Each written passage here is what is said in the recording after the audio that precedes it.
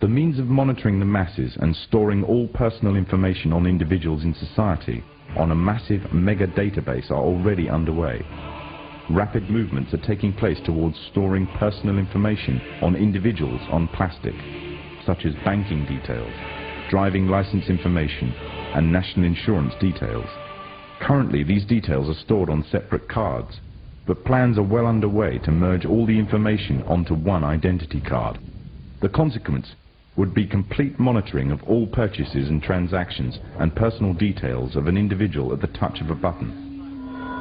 In 1992, the Vice-Chancellor of the British Supreme Court, Nicholas Brown Wilkinson, told the High Court that if the information obtained by the police, the Inland Revenue, the social services, the health service and other agencies were to be gathered together in one file, the freedom of the individual would be greatly at risk. The Freemasons, through the governments controlled by them, already have access to a vast array of information about you. They can already find out who you talk to on the phone, where you work, where you shop, what you eat, what you wear, how much you are worth, what you earn, and the list goes on and on. One identity card would allow even closer monitoring and enable a complete psychological profile to be compiled on every individual in society. Information which would make it very easy to predict, control, and manipulate actions. However, there is a gap that the Masons need to fill in. As scary and tyrannical as these systems seem to be, none may be as dangerous as the implantable RFID microchip. Through various pretenses, including terror, security, and entertainment, the chip has been promoted and integrated into society. In 2001, following the 9/11 terrorist attacks, the Jacobs family became the first family to be injected with microchips in front of a live television audience. We have a Florida family who are really pioneers in a brave new world. They have volunteered to be the first ever to have microchip identification devices implanted into their body. After 9/11, I was really concerned with the security of my family. In 2004, the FDA approved the use of RFID technology to be implanted into human beings. However, studies dating back to the 1990s show the implantable microchip has been linked to cancer in animals, but this has not slowed the agenda of control. In Barcelona, trendies get chips in order to receive VIP status at the exclusive Baja nightclub. A simple swipe of the arm gets them in without a line, and it pays for their drinks too. The Mexican government also chipped employees for security measures in 2004.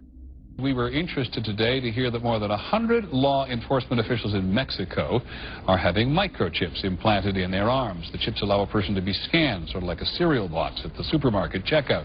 Mexico's Attorney General and 160 of his deputies have had microchips implanted in their arms. It is to provide access, said the Attorney General, to the right people in exclusive areas. Today, aside from being promoted as a device that can save your life by storing all of your medical information in it, it is being promoted as the next generation tool for video gaming. Sega developer Yu Suzuki plans on developing gaming technology using implantable RFIDs. He states, people that have some sort of chips in their bodies, to be able to keep track of vital signs. So it doesn't have to be a scary thing, but you could put a sensor here, you know, a bit like the Matrix, as he points to his arm. It's not really something only in the future. Some people already have them, chips in their bodies. Suzuki is correct. It has never been easier to order a microchip online and implant it under your skin. Microchips implanted in your hand, arm, or shoulder is just the beginning. Some have already taken implantable brain chips that may enable the blind to see again, the deaf to hear, and much, much more, including the ability to download information directly into the brain and instantly communicate with anyone in the world, creating a worldwide mind. It's very interesting that the way that the New World Order is going is moving towards a system that is identical to that, whether it's going to be an implantable microchip, an RFID, a thumb scan, whether it's going to be some sort of a tattoo. Imagine a planet where every human being is required to be chipped at birth. This would be the final tool implemented in a command and control world government system in which the elite rule the masses with total control of their lives. This is, of course, a terrible predicament for those of us who are convinced that this system is slowly but surely destroying this country and has to be changed. But we can't count on the elected presidents to do it, and we can't count on the elected Congress to do it.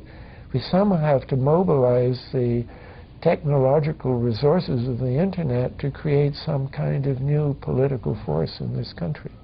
So is there anything else about the ruling class we should know? Politicians, business leaders, and media figures are often portrayed as pillars of morality while they describe themselves as Christian conservatives. Nothing could be further from the truth. In reality, many of the elite are groomed at a young age to take part in occult rituals. Those who attend Yale are indoctrinated into the Order of Skull and Bones, an elite secret society cloaked as a fraternal order. Yale University is 300 years old this year, and were you to visit its campus, you would see that it still has exotic clubhouses, which look like tombs where Yale's legendary secret societies meet. Their prestige and importance have largely evaporated, but the rituals are still a secret. And so when we heard that some enterprising characters had managed to spy on the famous Skull and Bones Society, we couldn't resist.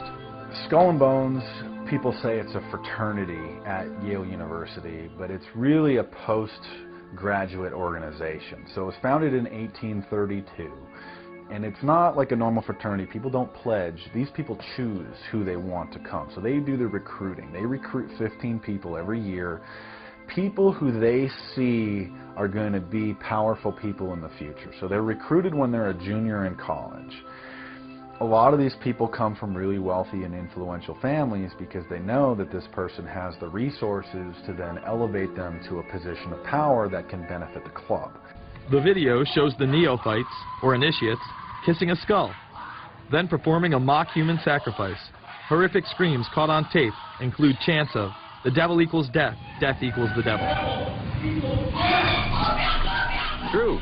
Famous alums include Senators John Kerry and John Chafee, to name two, cabinet secretaries such as Averell Harriman, and 3 presidents, William Taft, George Bush, and George W. Bush, who's been reluctant to talk about Skull and Bones. Does it still exist? The thing is so secret, I'm not even sure it still exists. Former Skull and Bones members and current members have been presidents, heads of the CIA, senators, heads of business. I mean, huge, huge corporations. These people have the network that brings them to such a position of power that most people could only dream of. Bush would run against his fellow bonesman and distant cousin John Kerry in 2004. You both were members of Skull and Bones, a secret society at Yale. What does that tell us? Not much, because it's a secret. Is there a secret handshake? Is there a secret code? I wish there were something secret I could manifest. 322, a secret number? There are all kinds of secrets, Tim. You were both in Skull and Bones, the secret society. It's so secret we can't talk about it. What does that mean for America? The conspiracy theorists are going to go wild. I'm sure they are. I don't know. I haven't seen the web. Number 322? This is an elaborate, occult, ritualistic entry into this group that they are now a member of for life. This culture of death and the occult continues long after college. Later on in life, these pagan rituals carry on in the redwoods of Sonoma, California. What is the Bohemian Grove? Well, it's a kind of summer camp for the powerful, an all-male gathering in great secrecy. This group was formed in the late 1800s by artists, industrialists, and politicians. Bohemian attendees worship the owl as their deity. The Aztecs, Mayans, and other natives of Mesoamerica considered the owl a symbol of destruction and death. This is why the opening ritual for the club is the cremation of care. During the ritual, the effigy of a baby is rowed across the water by the Grim Reaper and given to a high priest, who then tosses it on a fiery sacrificial. He has been called by many names. The Lawless One, the Beast, the Arch Deceiver, but most know him as the Antichrist.